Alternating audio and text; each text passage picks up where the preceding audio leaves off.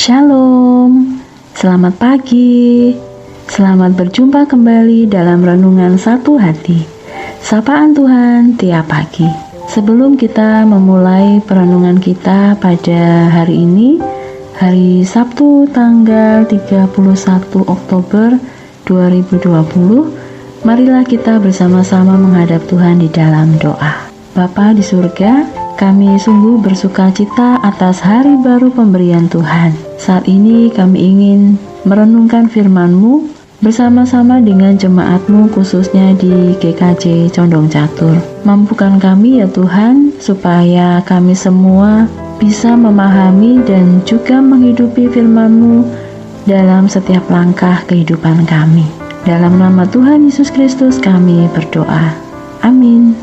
Ibu, bapak, dan anak-anak yang terkasih, ayat Alkitab yang akan kita renungkan bersama-sama pada pagi hari ini diambil dari Lukas 14 ayat 3 sampai 6. Dan saat ini Ananda Egi, salah satu jemaat anak dari GKJ Condong Catur, akan membacakan ayat ini untuk kita semuanya. Silakan Adik Egi. Bacaan firman Tuhan pada pagi hari ini diambil dari Lukas 14 ayat 3 sampai 6. Yang demikian. Lalu Yesus berkata kepada ahli-ahli Taurat dan orang-orang Farisi itu, katanya, diperbolehkankah menyembuhkan orang pada hari Sabat atau tidak? Mereka itu diam semuanya. Lalu ia memegang tangan orang sakit itu dan menyembuhkannya dan menyuruhnya pergi.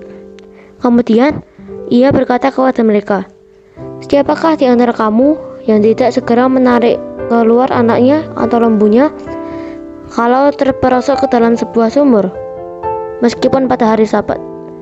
Mereka tidak sanggup membantahnya. Demikianlah firman Tuhan. Terima kasih Adik Egi.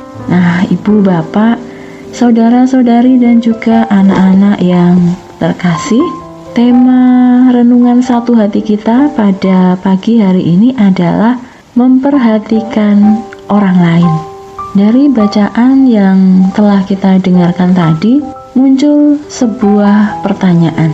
Mengapa orang Farisi ini mengundang Yesus untuk makan malam? Jelas motivasinya bukan karena mereka ingin lebih dekat dengan Yesus, bukan karena ingin lebih kenal dengan Yesus, dan tentunya juga bukan karena mereka ini ingin lebih memperhatikan dan juga mengasihi Yesus.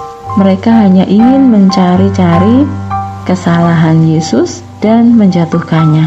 Nah, ini sebenarnya adalah sebuah gambaran dari sebagian orang Kristen pada saat ini. Banyak di antara kita yang begitu mudah dalam menyampaikan kritik kita pada orang lain, baik itu kritik tentang pakaian, tentang kendaraan, tentang gaya hidup, atau mungkin khotbah, liturgi, persembahan, bahkan kritik tentang hal-hal seperti snack atau konsumsi. Kita bisa dengan mudah menemukan apa yang menjadi kekurangan orang lain dalam segala hal. Kita bisa mudah menemukan kesalahan orang lain. Tentu saja itu dalam pandangan kita. Namun tujuannya bukan karena kita peduli dengan mereka, bukan karena kita memperhatikan sesama kita, tetapi justru sebaliknya. Yang terjadi adalah karena kita ingin menjatuhkan. Banyak di antara kita yang masih meniru sikap dari orang-orang Farisi tadi. Banyak dari antara kita yang lebih memikirkan apa yang dipedulikan oleh manusia. Padahal sebenarnya sebagai anak-anak Tuhan yang baik, kita semestinya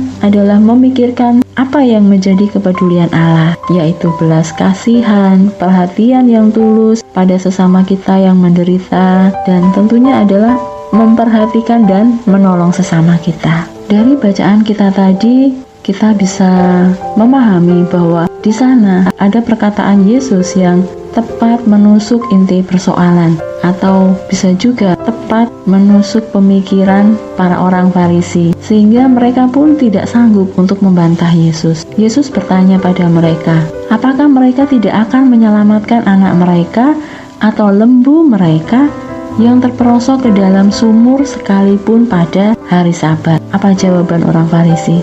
Mereka terdiam. Itu artinya bahwa mungkin mereka akan melakukannya. Namun, jika mereka melakukannya, muncullah pertanyaan yang lain mungkin dalam hati mereka. Mengapa untuk menyembuhkan orang yang menderita sakit tidak diperbolehkan pada hari Sabat? Dengan demikian, Yesus mengajak orang Farisi untuk menafsirkan peraturan tentang hari Sabat dengan penafsiran yang baru, bahwa kasih lebih penting daripada peraturan yang kosong. Nah, kita semua sebagai orang-orang yang percaya, kita harus meneladani sikap Yesus dan selalu mengutamakan orang lain. Kita harus selalu memperhatikan umat manusia. Kita semestinya mengasihi semua orang tanpa batas. Kenapa begitu? Karena Tuhan Yesus sudah lebih dulu mengasihi kita dengan tanpa batas. Bahkan Dia telah rela mengorbankan dirinya di atas kayu salib.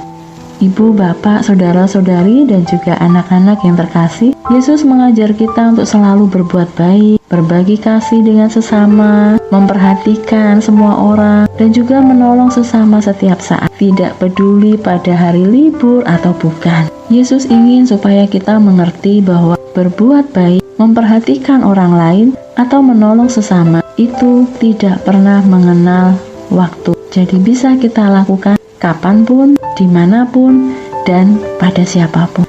Nah, marilah kita akhiri renungan kita pada pagi hari ini dalam sebuah doa. Mari kita berdoa.